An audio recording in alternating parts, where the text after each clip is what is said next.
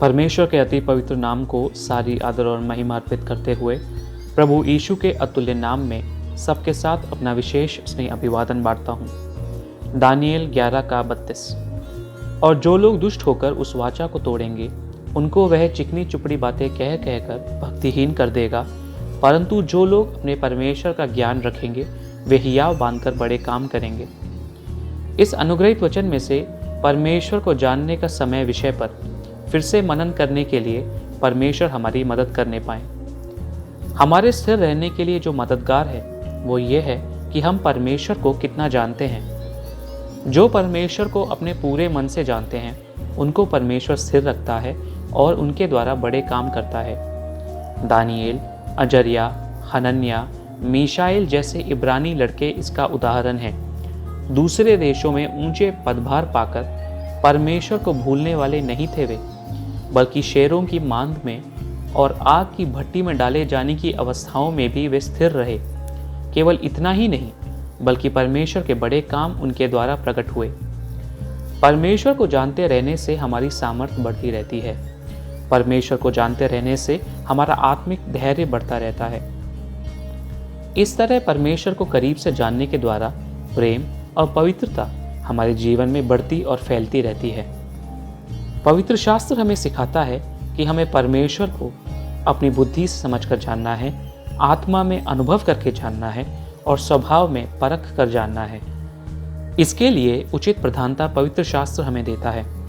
सबसे पहले यिर्मयाह 9:23 और 24 आयत हमें इस प्रकार सिखाती है।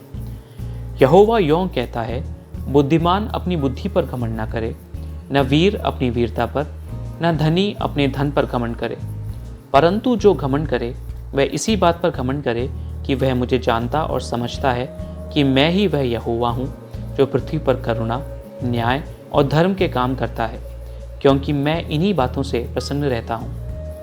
परमेश्वर कहता है कि बुद्धिमान अपनी बुद्धि पर, न वीर अपनी वीरता पर, न धनी अपने धन पर घमंड करे।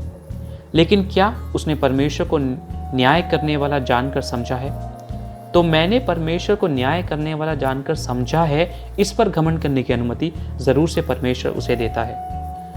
परमेश्वर से हमें मिलने वाली बुद्धि और सामर्थ्य परमेश्वर को और परमेश्वर के वचन को पढ़ने के लिए हमें इस्तेमाल करनी चाहिए। इस महामारी कोविड-19 के समय में अलग अलग स्थानों में अनेकों लोग परमेश्वर के वचन को और पुस्तकों को पढ़कर याद करते हैं। मैं एक व्यक्ति को करीब से जानता हूँ जो जब भी बोलें वचन की प्रतियोगिता करने के लिए तैयार रहते हैं। मैंने उनसे पूछा कि पढ़ने के लिए समय नहीं चाहिए क्या? तो उन्होंने मुझसे इस प्रकार कहा कि मैंने बचपन में संडे स्कूल में जाकर पढ़े हुए वचन हैं जो आज भी याद हैं। आइए हमारी बुद्धि को प्रकाशित करने के लिए आज हम परमेश्वर से प्रार्थना करें। मेरी बुद्धि को खोल दीजिए ताकि मैं आपके वचनों को पढ़कर उन्हें समझ सकूं। दूसरा, हम फिलिपियों 3:10 और 11 में देखते हैं कि परमेश्वर को अपने मन से अनुभव करके जानना, ताकि मैं उसको और उसके मृत्युंजय की सामर्थ को और उसके साथ दुखों में सहभागी होने के मर्म को जानूं और उसकी मृत्यु की समानता को प्राप्त करूं, कि मैं किसी भी रीति से मरे हुओं में से जी उठने के पद तक पहुंचूं। इस कारण मैंने सब वस्तुओं की हानि उठाई और उन्हें कूड़ा समझता हूं, जिससे मैं मसीह को प्राप्त करूं। परमेश्वर को अपनी आत्मा में अनुभव करने वाला भक्त कष्टों, भूख, उपद्रव, आपदा और तलवार इन सब के बीच में भी स्थिर खड़ा रहता है। तीसरा, वह बताता है कि परमेश्वर को अपने स्वभाव से परख कर जानना चाहिए। वचन संहिता 34:8 इस प्रकार कहता है, परख कर देखो कि यहोवा कैसा भला है, क्या ही धन्य है वह पुरुष जो उसकी शरण लेता है। जीवन के अनुभवों के द्वारा परमेश्वर को परख कर जाना जा सकता है।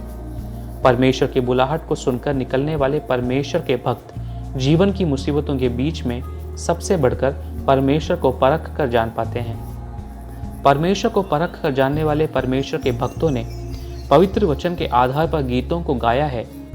चख कर जाना है मैंने परमेश्वर की कृपा को, यीशु मसीह माधुर्यवान है, शहद से भी मधुर यीशु मसीह माधुर्यवान है।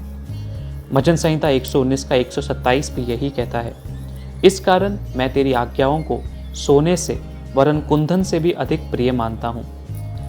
इस अनुग्रहित दिन में परमेश्वर को पूरे मन से अनुभव करके जानने के लिए, बुद्धि द्वारा समझने के लिए, स्वभाव द्वारा चख कर जानने के लिए परमेश्वर हमारी मदद करने पाएँ।